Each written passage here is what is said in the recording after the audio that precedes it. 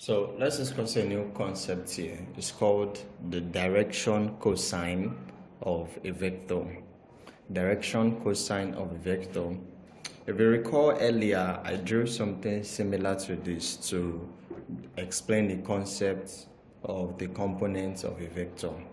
And then we learned that we can express the components of a vector in the directions. I, if x units in the I direction, y units in the j direction as well. So let's follow with that now. So this is it again. So in the 3-dimension, we have I, we have j, and we have k here. Okay, so that's it in the 3-dimension direction. But in this case, we want to discuss what is called the direction cosine. So for our given vector r, it makes some certain angles with the x axis and with the y axis as well. So if you take the x-axis, for example, we have this angle, our vector r, right? And then we know this r is the modulus of the vector. That's the size of the vector, okay? So now, what do we know about this? If you take the angle now, okay, and take the cosine of it. So let's take the cosine of the angle alpha. So if you take the angle cosine, cos alpha is always saying adjacent over the adjacent over the hypotenuse, following SOHCAHTOA. So we say adjacent over hypotenuse. The adjacent is the x, and then we have it to be the what? The hypotenuse is the modulus, which is r. And then we follow for the other one, which is your cosine of the angle, the beta. That's the angle which your vector makes with the y-axis. So your cos beta says the adjacent. The adjacent here is y over, what do we have? The hypotenuse is the modulus of r, of the vector r. But we know that the modulus, since your modulus r is basically your square root of your x squared plus y squared. We could rewrite cos alpha to be x over square root of your x squared plus y squared, and we could say cos beta, we could say it is your y over square root of x squared plus y squared.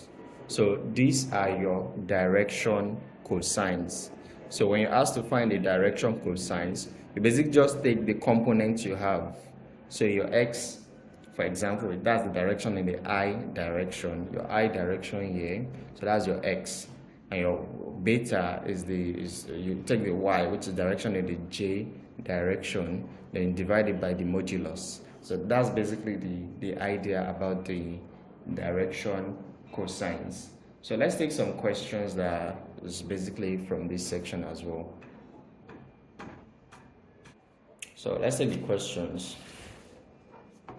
So the question says, if vector r1 equals 7i plus 3j and vector r2 equals 2i minus 5j, find the modulus and direction cosines of a, vector r1 plus vector r2, b, vector r2 minus vector r1. So let's handle this. So in the first case now, so we have r1 equals 7i plus 3j and r2 equals 2i minus 5j. Okay, so your question A says you need to first of all know what vector r1 plus vector r2 gives. So that's like saying 7i plus 3j plus 2i minus 5j.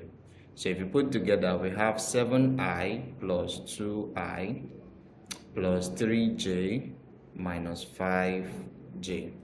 So 7i plus 2i is equals to 9i.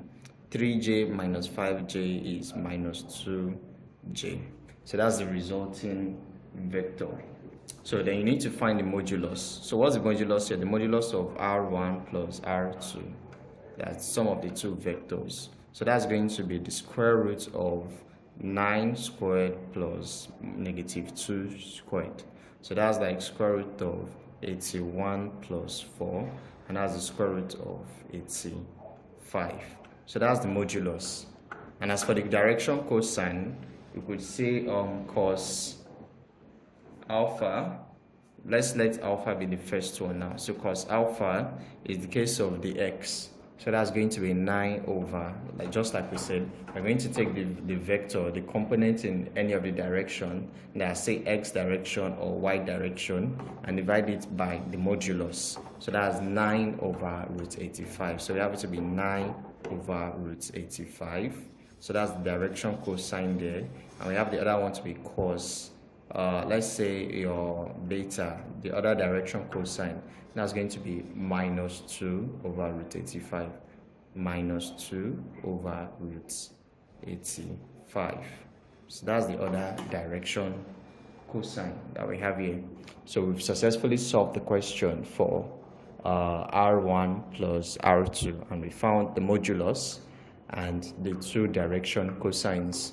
So the second question says we should find vector R2 minus vector R1. So let's get into it now. So we have vector R2 minus vector R1. So from what we know, R2 is 2i minus 5j from there. Okay, so that's 2i minus 5j minus whatever your vector R1 is. We put it in the brackets. Your R1 is 7i plus 3j. So that is 7i plus 3j. So we have this to give us 2i minus 5j minus 7i minus 3j. So rearranging, we have 2i minus 7i minus 5j minus 3j. So 2i minus 7i is minus 5i, minus 5j minus 3j is minus 8j. So that's the sum of the two vectors. So then the next thing we need to do is to find the modulus. Okay, so R2 minus R1, that's square root of minus 5 all squared plus minus 8 all squared. So that's the square root of 25 plus 64, and that gives me 89. So the modulus is square root of 89. So next thing to do is to find the direction cosine. So you can say cos alpha is the first one, which is minus 5 over square root of 89. And your cos beta is equals to minus 8 over root 89 as well. So that's what we have for this section. So that's the case.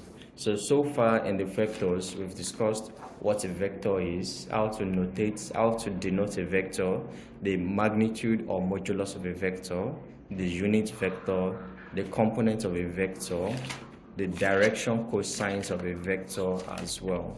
So the unit vectors, direction cosines as well. So that's basically what we've been doing so far. And it's okay at this junction to take questions that about vectors. So we catch up in the next section where we discuss even more things about vectors and how important they are in mathematics.